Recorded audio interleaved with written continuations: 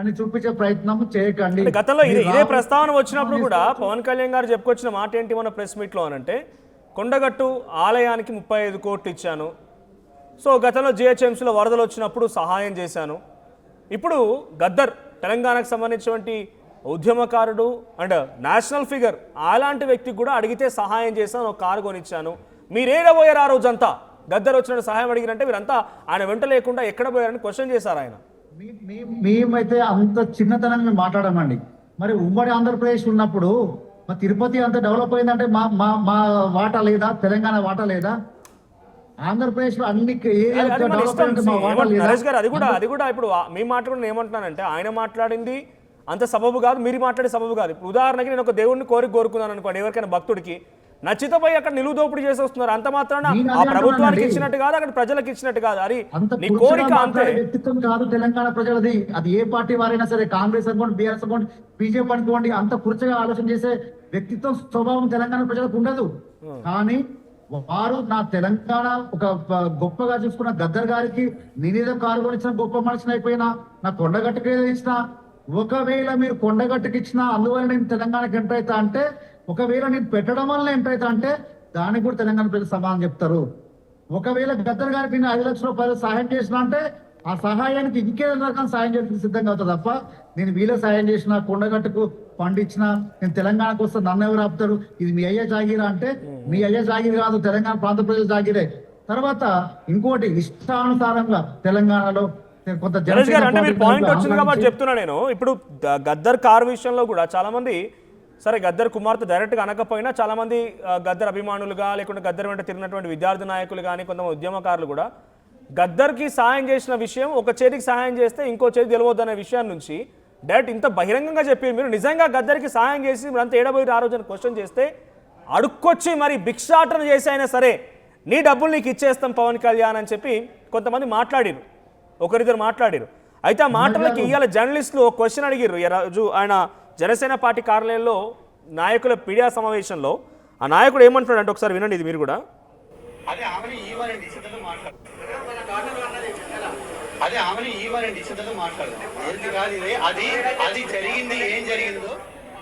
ఇవ్వమనండి అంటున్నారు ఆయన, అంటే ఇవ్వమనండి, అది ఇచ్చిన తర్వాత మాట్లాడదాం అంటున్నారు.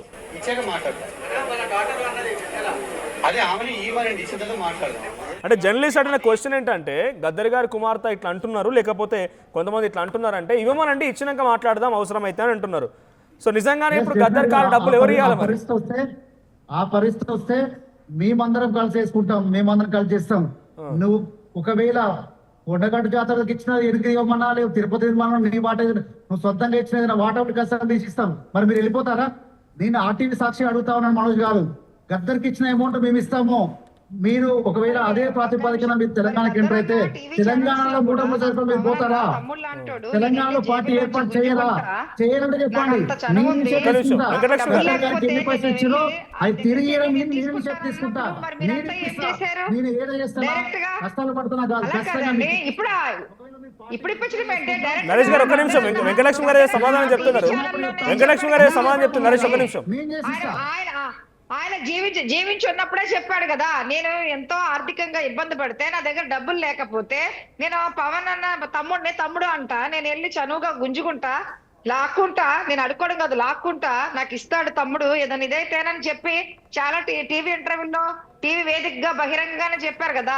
అప్పుడు మరి మీరంతా గదరన్నా మీరు ఇంత ఇబ్బంది పడుతున్నారు ఆర్థికంగా, ఆయన ఆంధ్ర ఓడే, ఆయన దగ్గరికి వెళ్ళి డబ్బులు నువ్వెందుకు గుంజుకుంటావే, మేము ఇస్తాం కదా అని ఆనాడు ఎందుకు మాట్లాడేది? ఈ రోజు మేము ఇచ్చిందంతా ఇచ్చేస్తామని చెప్పేసి ఇప్పుడు మాట్లాడుతున్నారంట.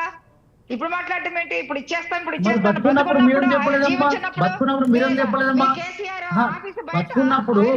వెంకటలక్ష్మి గారు మీరు కారు కొనిస్తే కొనిచ్చారు కావచ్చు, అది ఎక్కడుందో కారు తెలియదు, ఇంతవరకు కారు ఏందో తెలియదు.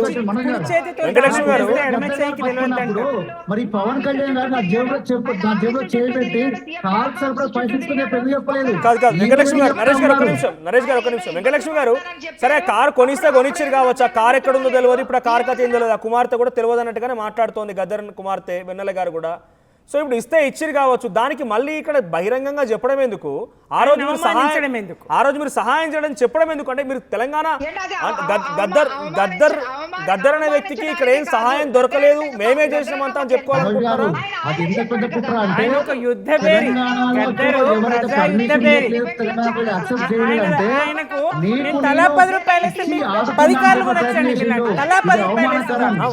తను అడుగుతున్న క్వశ్చన్ ఏంటంటే మీరు రోజు ఎందుకు సాయం చేయలేదు, మీరు అంత ఈరోజు క్వశ్చన్ చేస్తున్నారు అంటున్నారు. లేదు, అంటే ఇప్పుడు మీరు ఎవరు సాయం చేయలేదు కాబట్టి మొత్తం మేమే చేసినామని మీ చెప్పుకోవాలనుకుంటున్నారా? దగ్గరికి ఆయన వచ్చిండా? మీరు ఆయన దగ్గరికి వచ్చిండ్రు, గద్దర్ గారి దగ్గరికి మీరు వచ్చిండ్రు. తెలంగాణలో పాగా వేయడానికి కుట్రపూరితంగా తెలంగాణ ప్రజాయుద్ధ భేరి ఆ ఉద్యమ గలం ఆయన దగ్గరికి పవన్ కళ్యాణ్ గారు వచ్చిండ్రు. కానీ ఆంధ్రప్రదేశ్కే మరి గద్దర్ గారు పోయి ఆయన్ని కలిసింది లేదు. ఇది స్పష్టం కదా. కుట్రపూరితంగా మీరు తెలంగాణలో పాగా వేయడానికి మా కవులను మా కళాకారులను ఏమార్చే ప్రయత్నం చేసిండ్రు తప్ప ఆయన చెప్పినట్టు నేనైతే ఎక్కడ వినలేదండి. గద్దర్ గారు ఇంకోటి ఆయన అందరినీ రాహుల్ గాంధీ గారు వస్తే ఆయన్ని, సోనియా గాంధీ గారు వస్తే ఆయన్ని కలిసిండ్రు.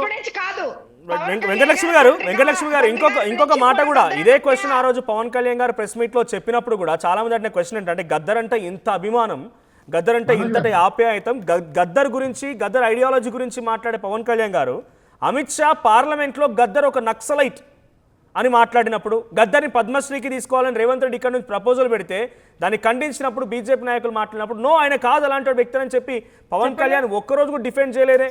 గద్దర్ని పూర్తిగా ఒక నక్సలైట్, మనుషులని చాలా దారుణంగా చంపిన వ్యక్తి అని చిత్రీకరించి పార్లమెంట్ సైతంలో మాట్లాడుకొచ్చిన మాటలు ఉన్నాయి. దాన్ని ఎప్పుడు అపోజ్ చేయలేదే అనే క్వశ్చన్ రేజ్ అయింది.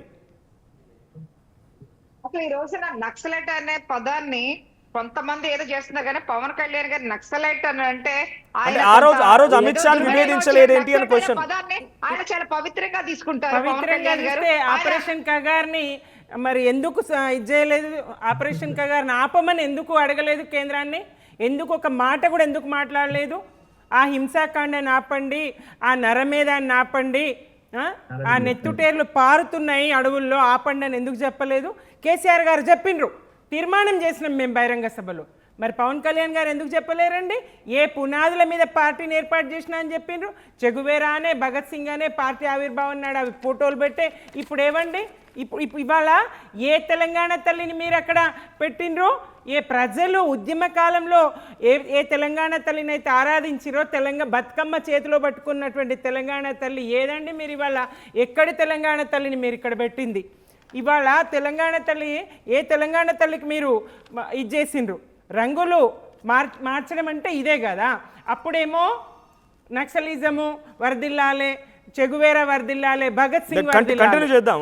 ఇప్పుడేమో బీజేపీ వర్దిల్లాలే. కంటిన్యూ చేద్దాం. ఒక్క నిమిషం వెంకటలక్ష్మి గారు, పిసిసి తెలంగాణ పిసిసి ప్రెసిడెంట్, ఒక్క నిమిషం, తెలంగాణ పిసిసి ప్రెసిడెంట్ మహేష్ కుమార్ గౌడ్ కూడా ఇప్పుడు పవన్ కళ్యాణ్ పార్టీ ఆవిర్భావం పైన, ఇక్కడ కార్యాలయం పైన ఒకసారి మాట్లాడుకొచ్చిరు. మహేష్ కుమార్ గౌడ్ ఏమంటారంటే పవన్ కళ్యాణ్ కాదు కమల్ కళ్యాణ్ అంటున్నారు. ఒకసారి మహేష్ కుమార్ గౌడ్ ఏం మాట్లాడారో చూద్దాం.